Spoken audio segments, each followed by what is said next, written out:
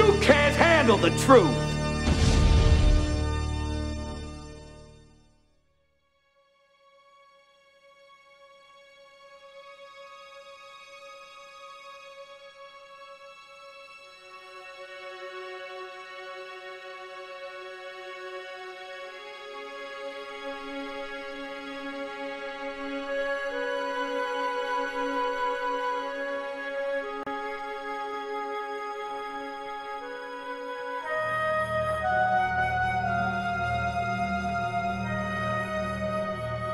And they handcuffed them around the pipe.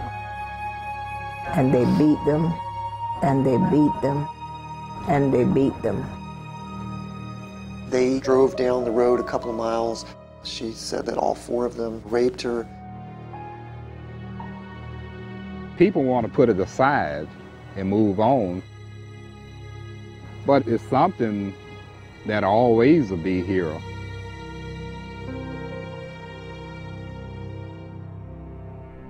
It told the story about the quest for freedom in America.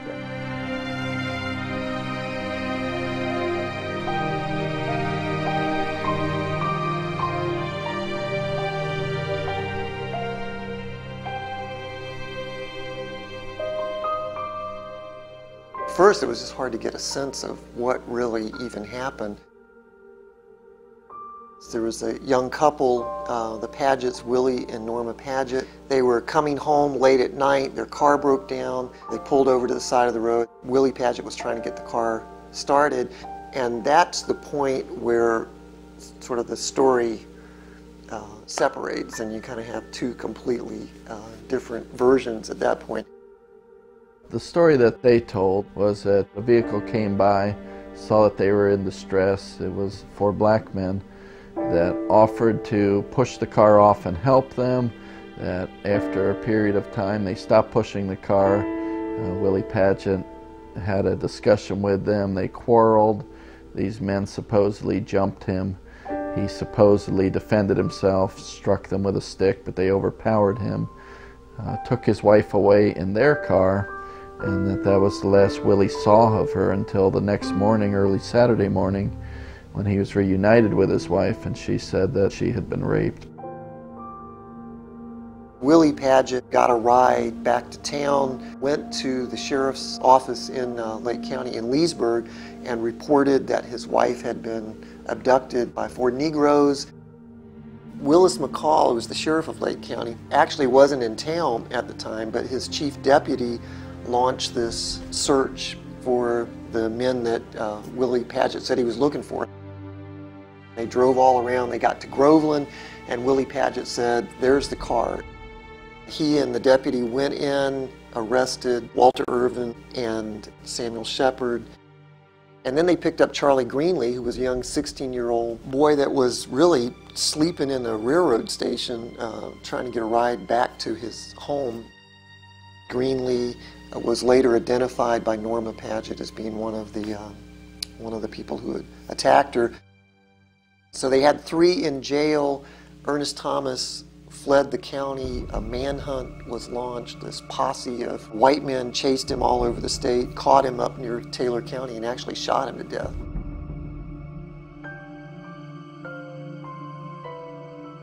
It's a point of some controversy whether Norma, in fact, had made up a story that she had been raped. It's pretty easy to believe Charles Greenlee when he says he didn't know Sammy Shepard and Walter Irvin, because he wasn't with them that night. We know that. He spent the night at this railroad depot. Walter and Sammy always contended that they had been together that night, that they had taken Sammy's brother James' car to Orlando. Thomas was out partying around Groveland with his friends. They were not together. They were in 3 different places in the wee hours of that Saturday morning.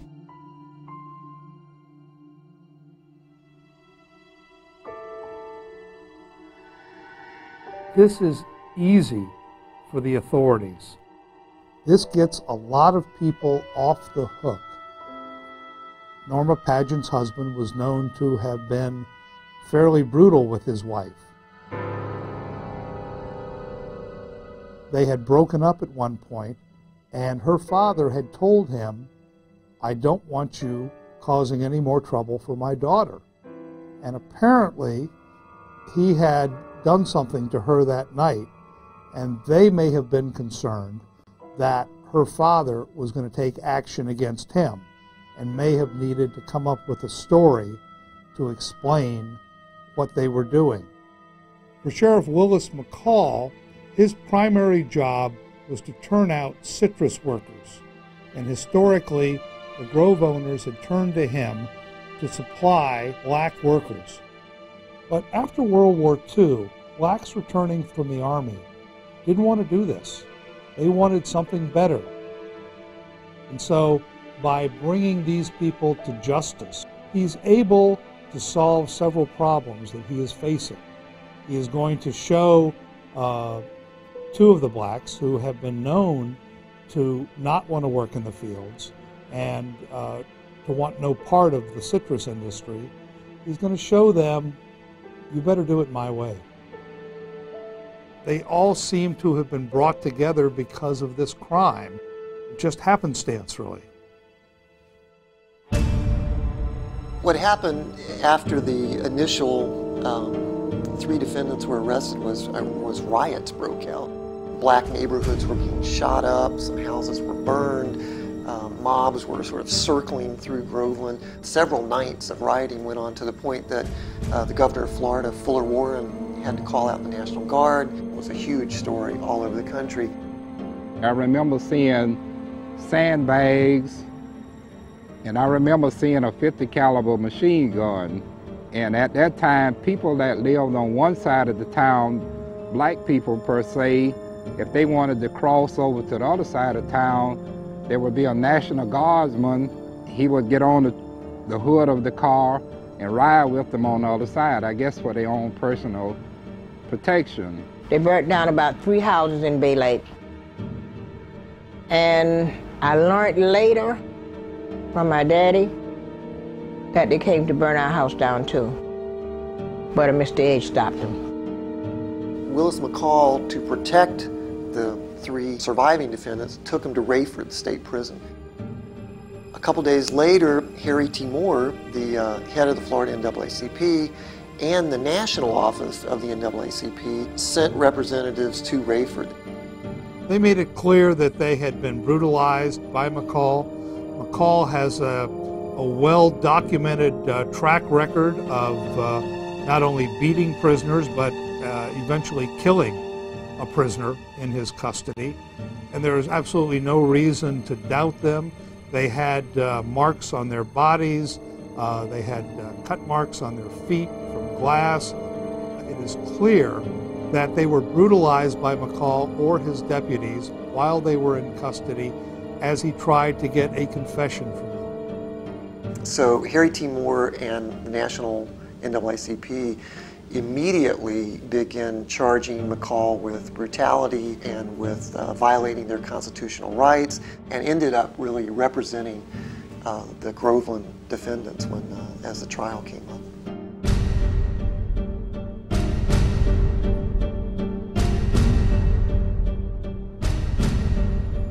The trial itself is a mockery.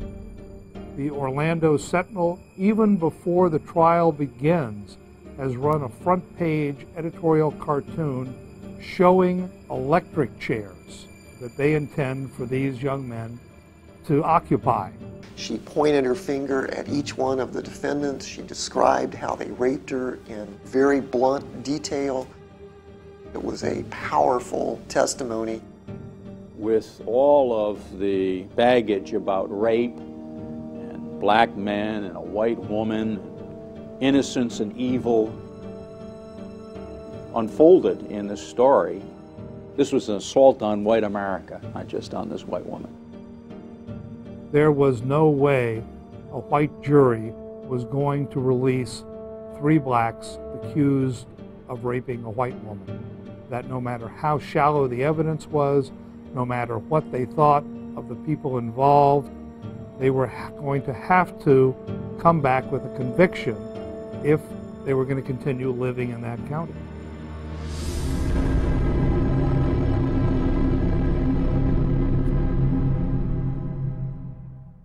The court rules they have to have a new trial. A hearing was coming up on November 7th in Tavares at the Lake County Courthouse, a pretrial hearing. Willis McCall has to go to Rayford to pick up Irvin and Shepard and bring him back to Lake County, which he'd done several times before. McCall's story is he's in the car with Irvin and Shepard, who are sitting in the front seat beside him, handcuffed together. Yates is now in his own car, driving ahead, looking for a lynch mob, making sure that the road is clear. He had a wiggle in the front of the car that a tire was going flat, or he had some kind of problem. He said he stopped, he looked at it, got back in the car, drove on further, pulled over again, he had a flat tire. When he got the prisoners out of the car, asked them to get out of the car to help him change this tire, that Shepard struck him with the flashlight that Willis McCall had left on the seat of the car and told Walter Irvin to grab his gun. That McCall pulled out his revolver and shot them in self-defense and kept firing until he knew that they were down and that he was safe. Shepard died at the scene. He was shot in the head. Irvin received 3 bullet wounds but miraculously survived. The next day he told a very different story.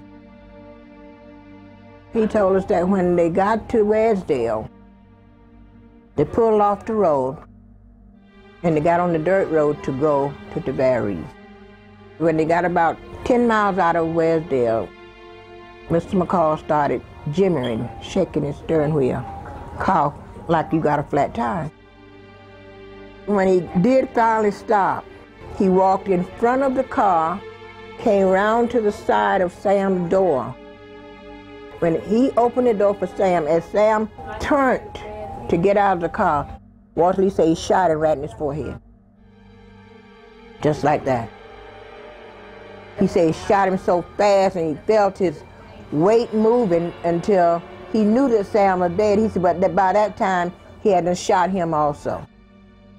And he said he remembered hearing him say, "Come on back, I have killed the son of a bitches." He said, but when Mr. Yates got back and he was shining his light on him, he kicked Sam and he shined the light on him and said, but this is not dead. And he said he pulled out his gun and he aimed right at his head. And it went in the neck. And he said that time he was out. He tried to pretend like he was dead so that they wouldn't, kill him. But he still was alive.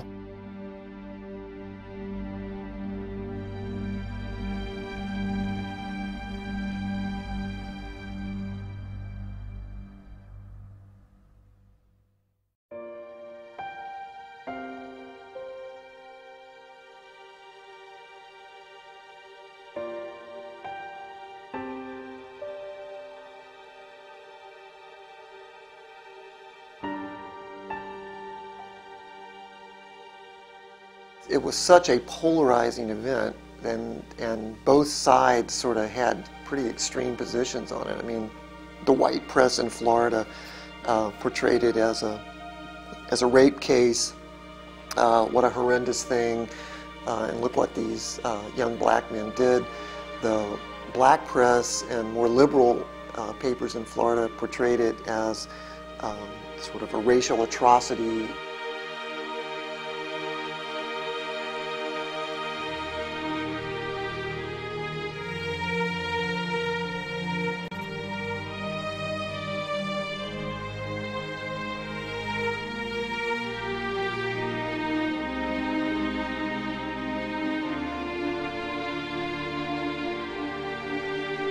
Growing up in a segregated society, it was just a way of life. He was an icon of being a man you didn't want to have any confrontation with, and it was instilled in most of the black children. So when you hear Willis V. McCall, that was a man you didn't tangle with.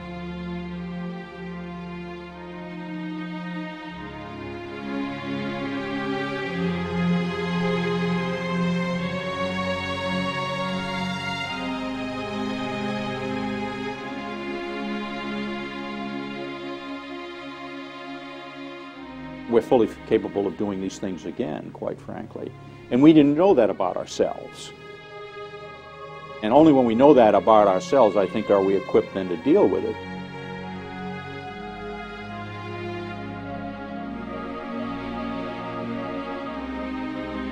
Charles Greenlee, to me, is a hero. He took everything that a system that was badly stacked against him and the people of his race could dish out, and he survived. And the beauty of Charles Greenlee is that he's not bitter. The people who don't think this is an important chapter of history, I think they need to learn a lesson from the people who have survived from the original members of the Groveland Four.